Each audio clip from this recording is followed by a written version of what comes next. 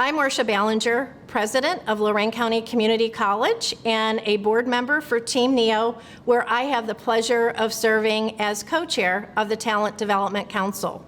I'm absolutely delighted to have joining us today in this chat Joseph Fuller and Andy Jones. Now let me share just a brief bit about our guests. So I'm going to start with a person who has traveled the longest distance to be with us today. Joseph Fuller is professor of management practice in general management at Harvard University, where he co-leads Harvard's Managing the Future of Work. Under his leadership, the Managing the Future of Work pursues research that business, education, and policy leaders can put into action as we navigate through the changing landscape of today's economy. Some of the current research and trends and forces that Joe and his colleagues are studying, technology trends like automation and artificial intelligence, contingent workforce, gig economy, workforce demographics, the middle skills gap, global talent access and utilization, and many other areas connecting to the economy. I had the pleasure last year of meeting Professor Fuller in Boston around the topic of talent alignment and forces that are impacting higher education as well as industries and the workforce. Joe, thank you so much for joining us today for this summit. My pleasure. And I'm also very pleased to have joining us Andy Jones, the CEO of MCPc and my co-director for the Talent Development Council for Team NEO. MCPc is a nationally recognized technology integrator and consultancy that's headquartered right here in Northeast Ohio, providing IT and cloud solutions for business. Andy joined MCPc in 2010 and became president of the company in 2014 and CEO 4 years ago. MCPc has approximately 500 employees worldwide, with offices in Cleveland, Canada, the Netherlands, as well as other locations around the globe. In a recent dialogue about the future of work, Andy was representing the voice of industry and said, the jobs that exist today, or at least the jobs that we're hiring for, didn't exist 5 years ago, let alone 25 years ago. And I'm sure as we have our Fireside Chat today, we're going to talk about let alone 5 months ago. Andy is also a veteran, paratrooper, and certified flight instructor. I am excited to have both of you joining us this afternoon for Team NEO's launch of Aligning Opportunities. So I'd like to start the conversation and talk about what is on so many of our employers' minds across industry sectors, and that's the COVID-19 impact on short-term talent strategies. Joe, as I shared during our opening, you have research at Harvard that's centered on the future of work. Changes that are necessary in talent development that really are not only keeping pace with the technology advancements, but we also have demographic shifts and shortages in supply to meet those demands. So during the preceding 6 months since the pandemic hit, our future has dramatically shifted course. Can you share with us the changes in talent approaches that you think would have taken years to evolve, but that are accelerating given the dynamics of our current economy? Well, Marcia, there's an awful lot that has unfolded in these last 6 months for employers. And as you were suggesting, really what I think has happened is a fast forwarding of a number of trends that were already discernible in the labor market and in employment practice, but we're moving at a much more glacial pace, maybe a little faster than that, but they've really been accelerated. And I think the most important are first, the most obvious for a certain class of worker, remote work. And it's easy to over exaggerate that trend because in a decision among white collar decision makers who do what's generally considered cognitive work, because those are the people who can work remotely. But irrespective, 25% of the workforce and a disproportionate percentage of executive level talent and the type of people with skills that are much in demand are now working remotely. It's incredibly fortunate, by the way, that this plague unfolded only recently, because it wasn't too long ago when most laptops didn't have cameras, household bandwidth wasn't as fast as it is today, and they would have been an apocalypse had we been relying on distance work 7 or 8 or 10 years ago. However, there are several other things that are happening, and one is an acceleration of digitalization. So I think MCPc is going to benefit from this, and other firms, as more companies go to a more dedication of their IT resources to the cloud, outsourcing more tasks, really trying to reduce the number of transactions or decisions that are high touch and within their four walls. Another thing we're seeing is that there's a surge of use of high-skilled gig workers or contingent workers. You see companies like TopTal, Brain Trust, Catalent enjoying very robust results as companies turn to third parties on a project basis to help them make the transition to more remote work, to more digital work, because those same companies either don't have the internal capacity or don't have the ability, either process-wise or economically, to hire the type of talent that is going to be necessary to do those jobs. So there are a lot of other trends. It's still really early innings, and a lot of companies 2 or 3 months ago were saying by the fall we'll be back to an old normal. We're even not at a next normal. So before we read too much into what's occurred, we're going to have to wait and see what the winter holds, what flu season holds, and of course in the United States, what the election yields. Great, thank you so much. So from that acceleration on what's evolving for talent and remote work and the kinds of shifts and changes that are occurring then within the workplace, Andy, you lead a major IT firm in Northeast Ohio that has global reach. As you look at MCPc's experience with the types of shifts that Joe was just referencing, what's your approach to talent changing as a result then of this pandemic and as you look going forward? So great question, Marcia. For us and for our clients, we're seeing obviously the same level of significant shifts that everyone else is seeing relative to this movement to a remote work environment. I can remember, I've been in IT a long time, I can remember when we would start to digitally enable, and this is 25 years ago, we would start to digitally enable users to be able to do occasional work from home. And for some, that was a pretty dramatic shift. You would go from your normal 8 to 5, if you will, and then occasionally you would have to do some work from home. And then we saw the influx of Blackberries and mobile devices and iPads and obviously much of the technology, whether it's Zoom or Microsoft Teams or others. We would see all of that slowly but surely over time allow some folks to work more regularly from a home environment. But it was always the standby.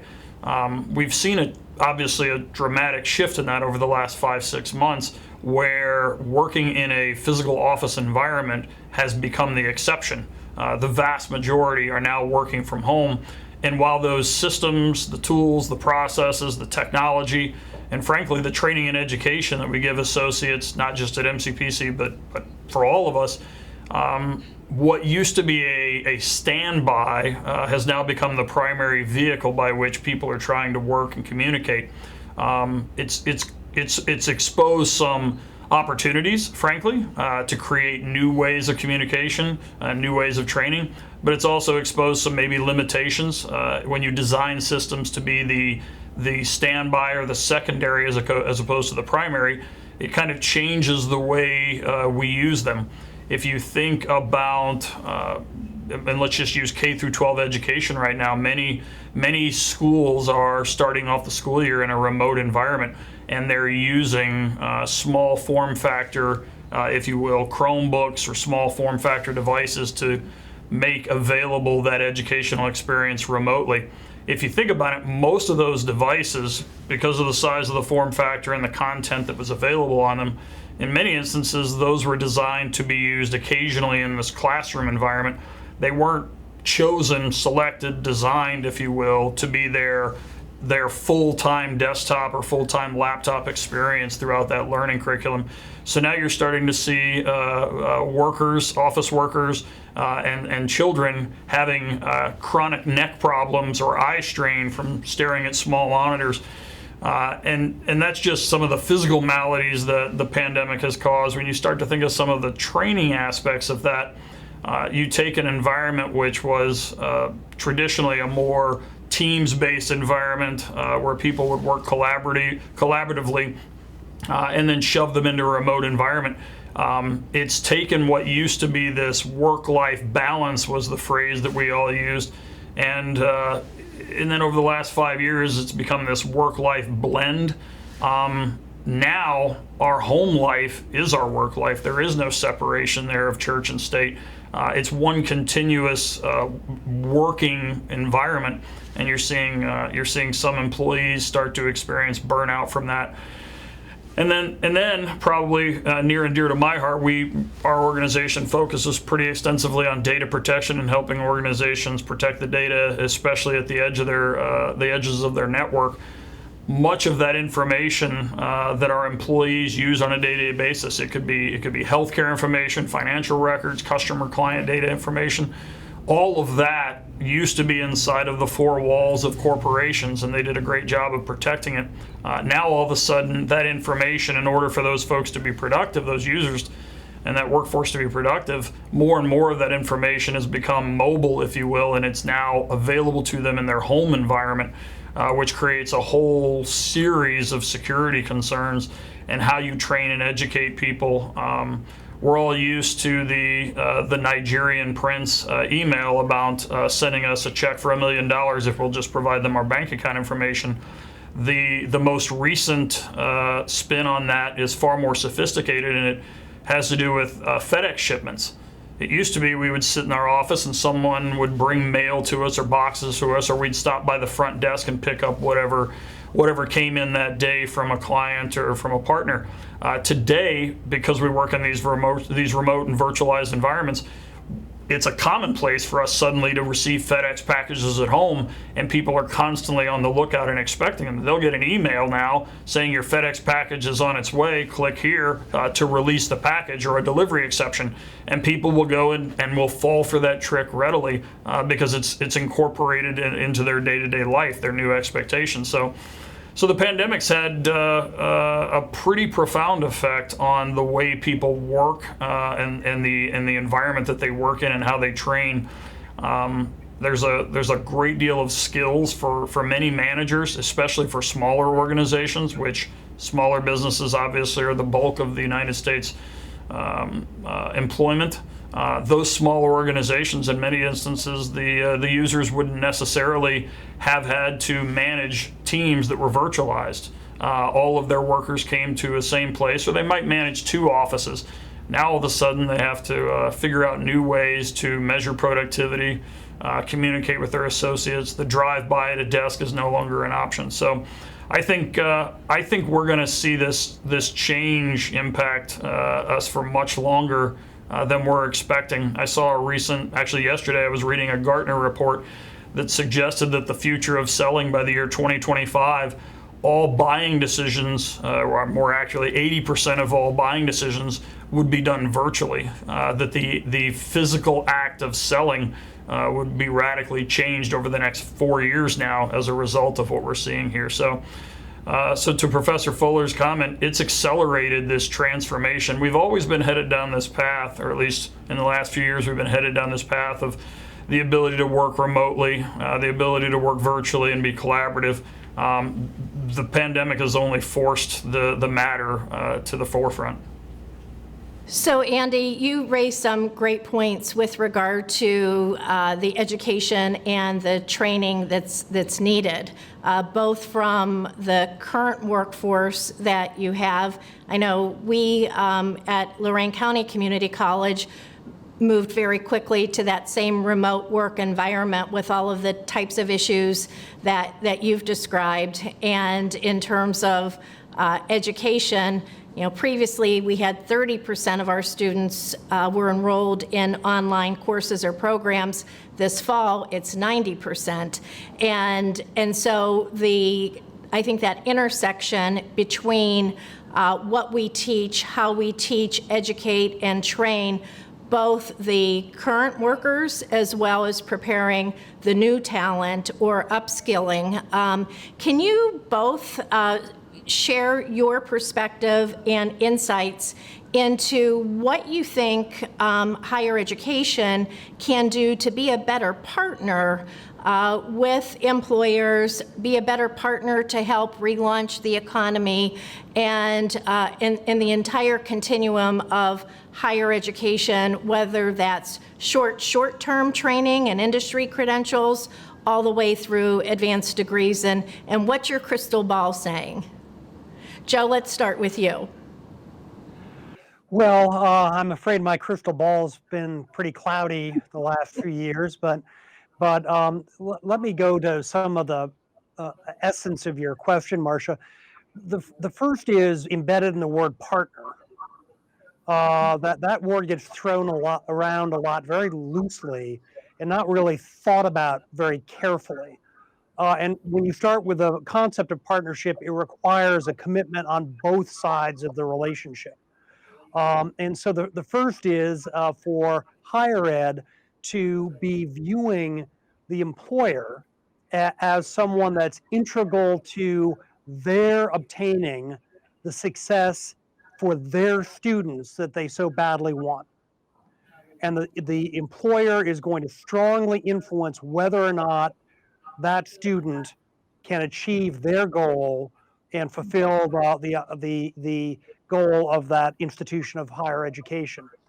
That partnership have to have certain elements to it. The first is a genuine desire on the part of the educator to understand not merely what jobs are out there, but also how employers assess candidates for those jobs and what gaps they see opening between the candidates that are available and the future workers they need.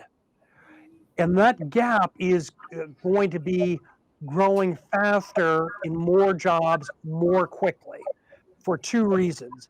Technology keeps accelerating, and now the technology deployment cycle of companies is going to speed up to respond to some of the things that Andy was talking about. We also have to get employers more active in owning some of those outcomes and find ways to get them not only in that dialogue, but in supporting the outcomes they're seeking. The gold standard in terms of creating a really valuable future worker, whether you're talking about a high schooler or someone in a associate's program, or a certificate program at a community college, or even in a 4-year degree granting program, is some type of work-based learning opportunity where the employer is bringing in someone they acknowledge is a learner, not someone who's already expert in what they were looking for, contributes to creating a learning experience that spans the classroom to the shop floor, to the office space, to the work site, and is able through that both help that student understand more what the requirements of a job are, be familiar with what the work actually entails, because tragically we have young people and aspiring workers who study something they think is interesting, having never actually done that job. And when they get the job, say, this isn't what I was expecting at all. And either they're condemned to pursue something they're not excited about and don't like, or they've spent that critical time and spending power getting a credential and a background that they're not going to choose to put to use.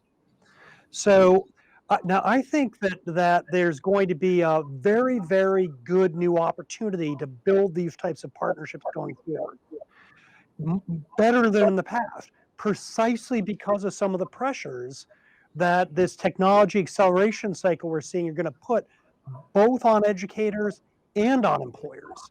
Each is going to find it harder to have the outcomes they want, in an employer's case, get the inputs they want. Workers who are ready to be productive, have state-of-the-art skills, and are excited to have that opportunity. Both parties are only going to attain that if they can get more aligned and do some of these things that I was just talking about. So it really is then designing with that end in mind, with the employer along with the educator or higher education institution, designing to the outcomes that they're simultaneously trying to or working toward achieving. There's a lot of, I think, opportunity in the learn and earn models when employers are doing that and then hiring in, whether it's an apprenticeship program or it is a work-based learning program, but that designing with the end in mind. And in fact, as our Talent Development Council for Team NEO continues to progress ahead, one of the initiatives underway is through a workforce accelerator type of program within IT and apprenticeships to do just what you're describing. But how do you take that to scale then to ensure that you're really meeting those critical outcomes, both from the employer's perspective, the student's perspective, and the institution's perspective? Andy, let's go over to you. Same question, looking at any insights that you would like to share in terms of how higher education can be a better partner to adjust to the shifts that you were describing within your workforce.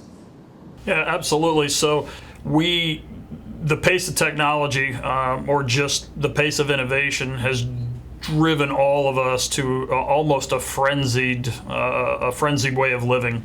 I would suggest that education is a if you think about from an industry standpoint, IT 30 years ago, we didn't really have an IT industry. We didn't really talk about it that way. It was very nascent. The idea of education and formalized education has been around well before the printing press. IT as an industry has had to, because of this acceleration, has had to adapt very, very quickly and change regularly. When I first got into IT 25, 30 years ago, we would describe to people that we would be hiring that if they wanted to try a career in IT and that didn't work out or they weren't quite sure, if they went and left and decided to come back a year later, the industry would have moved so much it would have been almost like starting over for them. I would take kind of those lessons and apply them into higher education. We need more of, and we're here in Northeast Ohio, so I'll use a little creative license here and take a spin off of just-in-time manufacturing. We need just-in-time education or just-in-time training. We need the ability to consume chunks, very finite chunks of education very quickly, and be able to bring any member of our team or any new member of our team from that initial college experience into a productive work environment much faster. I would argue that especially in the technical side, much of what someone has when they graduate with a 4-year degree, while those are wonderful skills and they're highly useful, much of the technical skills that are in high demand, whether that be programming, cybersecurity, infrastructure, cloud infrastructure, what have you. Those are skills that frankly don't necessarily need a 4-year degree to be associated with it. It's not to say that I'm not a proponent of higher education and degree granting programs. I absolutely am. I've been the participant and the benefactor of much of that experience in my own personal life. But we need to kind of reimagine the way we train and educate, especially in these rapidly evolving fields. I would suggest that one of the larger local manufacturers, and I'll leave their name out, it wasn't more than 6 months ago I was sitting in a room and the conversation was, let's not talk about what these kids are going to do when they graduate from college. If they have C# programming skills while they're in high school, I'll hire them when they graduate right now. There's no reason to wait, and then we'll train them and educate them along the way. I think you're going to start to see more and more of that. I know as a young man when I entered the field, there were no degrees in IT, and by the time the IT degree programs catch up, we're years behind. The idea of cybersecurity and cyber education is not necessarily a new field. It's been around for 10 years or more at this point. But higher education, we didn't see the movement there really until the last 2 to 3 years. There are, I think the last numbers I saw, there were 40,000, 60,000 jobs in cybersecurity that were going to go unfulfilled this year, and that's even with the pandemic impact. Those jobs, we need those skills today. If a student enters and enrolls today, we have to wait 4 years to get that work product. We need a way to bring these young people into the environment and make them productive in a learning and apprentice model much faster. That's the only thing that businesses really want to see right now. I can tell you for us, we've talked a little bit about this before, but we took it upon ourselves a few years ago as we were struggling to find cybersecurity experts. You would post an ad and you wouldn't get as many requirements or as many applicants back as you would hope for. So we went about forming a partnership with a regional university to start creating en masse more cybersecurity graduates. And then we created a learn and earn program for those students so that they could participate in our security operations centers when they weren't in class, which obviously gives us more capacity, and it gives them an amazing experience to work in live environments and learn while they go through it. And that's really been very impactful to our business to help us populate all of the jobs that we need in our 2 security operations centers. On the lower end, one of the things that's often, I think, underlooked or overlooked, and it's a comment that I hear fairly regularly from CIOs and CISOs around the region, we do an okay job as an industry and a community in training the next generation of IT generalists, but we don't have a lot of those specialty programs, i.e. cybersecurity. We're still not turning out enough programming talent to fill the needs there. And then on the lower end of that, and again, the comment I hear fairly regularly is there are a number of entry-level IT jobs that large organizations here in the region simply struggle to fill.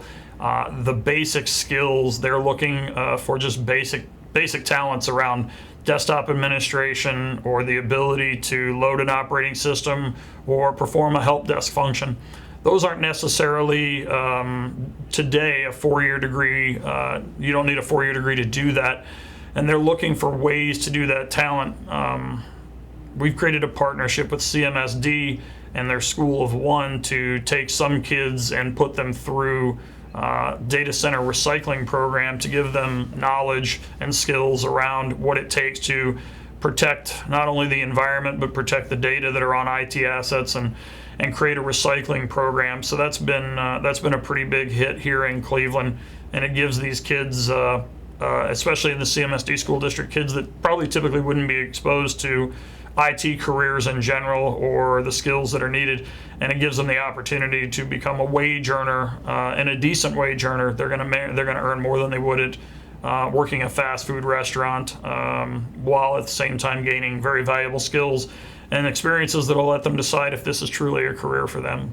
But I would say, kind of recapping that, we need to be much more fleet of foot. We need to move much faster. We can't take 4 years to design a program to train people when the demand was needed 2 years ago. By the time the businesses recognize the need, it usually takes a few quarters or a fiscal year or two. And by the time they're able to articulate that need, it may take a while to be competitive to bring those programs to market. Great insights. So learn and earn, apprenticeships, and doing it rapidly and designing with that employer's end in mind. And in many ways, what you're describing is building your own workforce to your specifications with whether it's K-12 partners or higher ed partners, and looking at that entire continuum. So let me segue then to the next question with regard to talent, and it is that greater equity in talent. Addressing system racial inequalities is an absolute key component to the long-term talent alignment challenges here in our region. And so, it's incumbent upon us to grow the talent pipeline, increase that with more people who have the credentials to fill those in-demand skill sets that you're talking about, whether that's middle skills or beyond and higher. Very recently, Team NEO's release of the aligned opportunities today, but then the misaligned opportunities report that included a very robust data set that is focused on creating a better workforce participation, particularly among racial disparities in Northeast Ohio. In recent months, the racial inequities have intensified, and certainly the pandemic has also played a role. So I'd like to ask you, and Joseph, let me start with you. What are your initial reactions to Team NEO's misaligned opportunities report? And is there something that you can highlight for us that either is similar to what you have seen in other regions or different, and what might be a great strategy for us to pursue to close that gap? Well, I have, and I want to applaud Team NEO for doing it. When I was in industry, I would often bore my subordinates by saying, in God we trust, everyone else brings data. And just knowing what the market is seeking, knowing where you're unable to fill positions of the types that Andy was talking about earlier, how do we why do those gaps exist, and how can we create talent management pipelines to start aligning people's educational experience with the requirements of the market. Just simply applying fundamental supply chain management principles to the sourcing of skilled talent is something that I've certainly been advocating to companies for many years, and I'm not doing a very good job because too few companies are embracing that type of logic. I'm afraid, though, that as we understand these supply-demand imbalances, which is what the Misaligned Opportunities Report demonstrates so compellingly, it reveals a couple of problems, and those problems are in the process of getting profoundly worse. The first is when you see the type of misalignment in terms of distribution of good-paying jobs that are obtainable with an associate's degree or with a rigorous apprenticeship or certification program, when you've got dramatic underrepresentation of African Americans and Hispanics in those groups. What you're seeing is essentially the way the current system will distribute those opportunities if it isn't changed in some way. And it requires an active change to bring about a different outcome there, particularly given the way K through 12 education is structured in the United States. That's going to get harder for a couple of reasons. There's unfortunately absolutely nothing about COVID-19 that does not militate more severely and more negatively than lower income people. It's across the board. It's whether it's disruption of K through 12 education, relying on IT technology given the digital divide in our society, while at the same time, two other things are happening. The skills requirements, particularly in the broad definition of digital, are accelerating because of the way companies are going to respond to this crisis. The economics of assessing, deploying technology versus deploying a person have changed, and I will argue they've changed permanently. There's a new variable in the equation called risk or volatility of the workforce, and if you're making an investment with a 3 to 5 year payback, you have to assume that you're going to have after effects of COVID in terms of productivity and workforce issues for that entire period. So that variable's got a pretty high coefficient on it. The second thing is that where most people gain extra skills is at work. So when Andy's talking about we need on-demand education, real-time education, that happens when you're employed. And there's the good news and the bad news. The measure of good news is that I think companies are going to be more focused now on upskilling what they've got, who they've got, because going out, getting a new person, fitting them into your organization, interviewing process, the onboarding process, much more complicated in COVID. Gee, if I can just take Joe or Joanne or Marcia or Mark and just get them that extra skill, get them that extra training when I know they're a good employee, I know they're a valued employee, rather than falling back on the lazy manager's old solution, which was to play the spot market for labor. So maybe there'll be more of an acceptance of that burden of upskilling incumbent workers, which will help enhance those partnerships we were talking about earlier. The bad news is to get that skill, you've got to be employed. And COVID is asymmetrically affecting entry-level workers, lower skilled workers, workers of lower educational attainment, exactly the type of populations that suffer from the misalignment pointed out in your report. So it's going to take some vigorous and dedicated action on the part of corporate leaders and civic leaders to try to come up with some solutions, particularly in the form of new types of work-based learning, learn and earn type opportunities, new types of flexibility in the education sector, including in high school, to experiment and implement new approaches to the development of these talent management pipelines, where the future is not going to be like the past, it's going to be worse than the past. I know that MCPc is certainly committed to equity and diversity in what you do, and certainly the Cleveland Metropolitan School District example that you shared is one such strategy.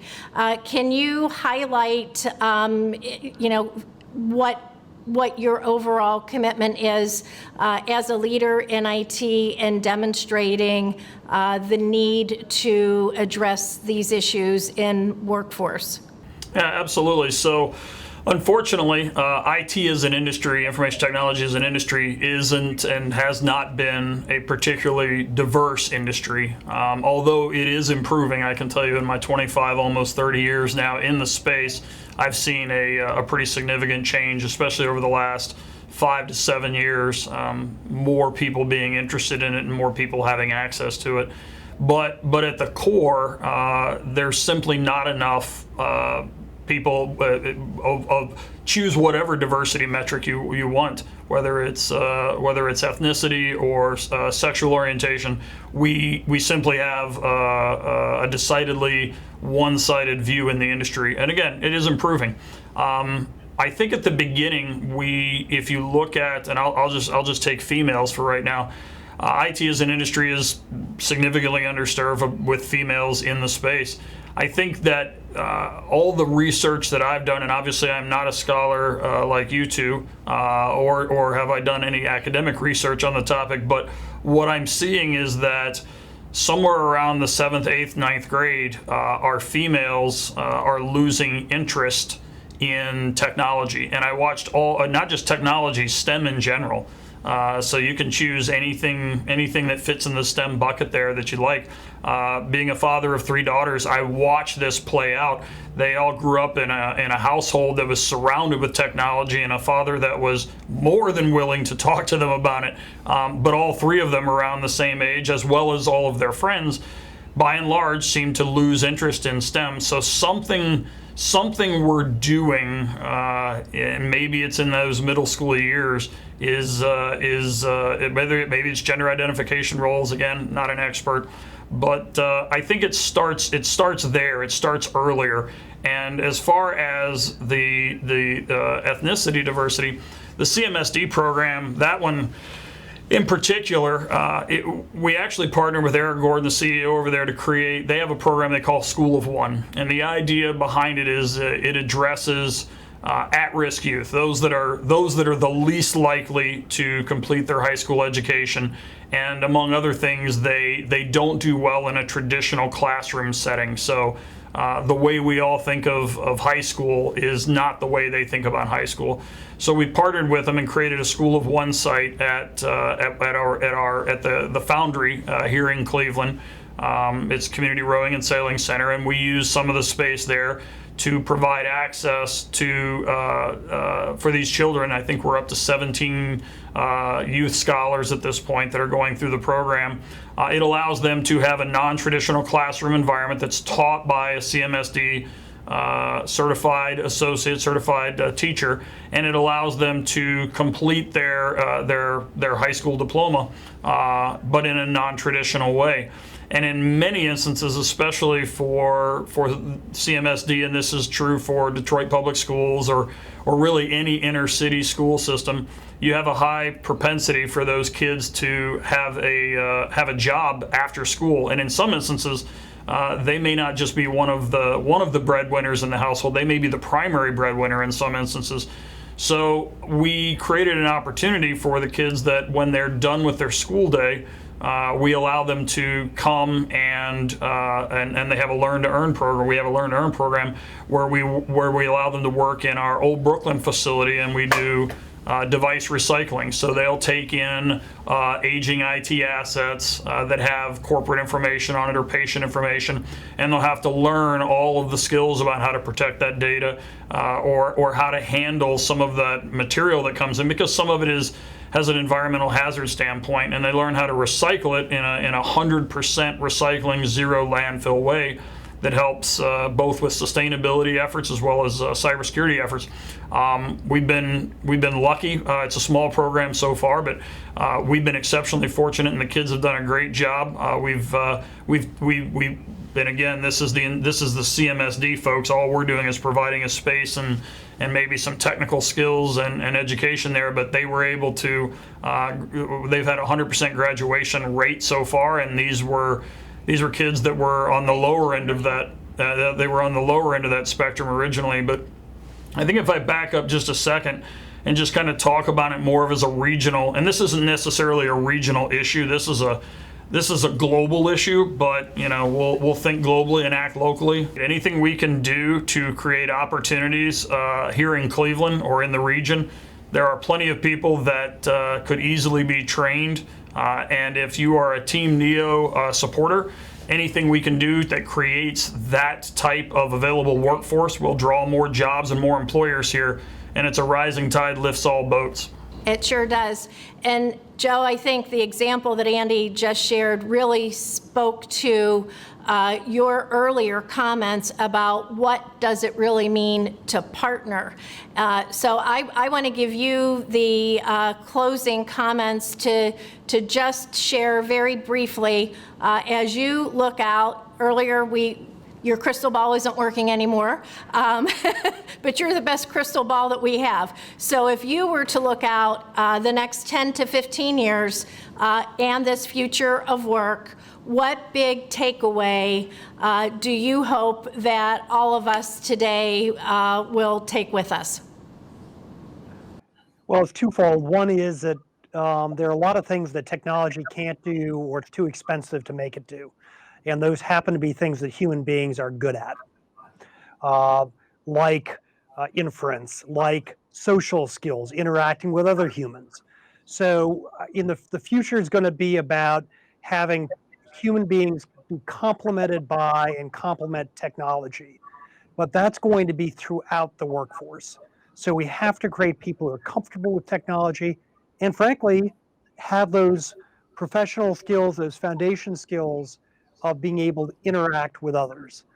The second thing I just want to say is businesses don't wait. They don't defer their investment strategies. They don't set aside their strategies. They don't suspend their goals and performance metrics simply because workers aren't available. They find other solutions. They find them in other countries. They find them by deploying technology. So the longer we take to resolve these problems, the more opportunities to get people in good positions that have a future will dwindle. And that'll reinforce the cycle we've got now in a way that's very, very corrosive of our economy and our society in regions like Northeastern Ohio and nationwide. So it's time to get to work on this. So time to keep innovating and forging ahead as fast as we can. Gentlemen, thank you both so much for this fireside chat.